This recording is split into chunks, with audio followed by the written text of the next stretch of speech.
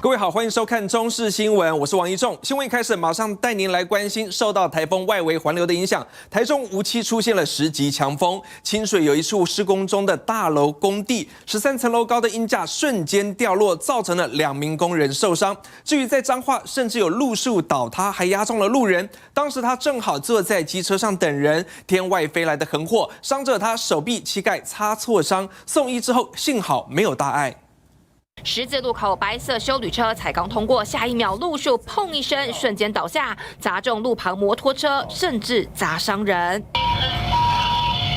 天外飞来横祸，45岁严姓男子当时正好在摩托车上等人，没想到路树突然垮下，压中他的右手臂，幸好只有轻伤，还能自己走上救护车。都烂掉了，算比较不牢固了。意外就发生在下午3点多，彰化瞬间7级风，疑似树根腐蚀，突然倒下砸中人车。强风意外还有台中清水。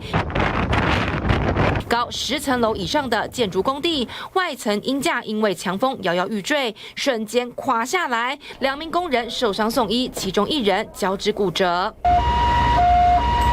造成在地面施工的赖姓及王姓2名工人轻微骨折及擦挫伤。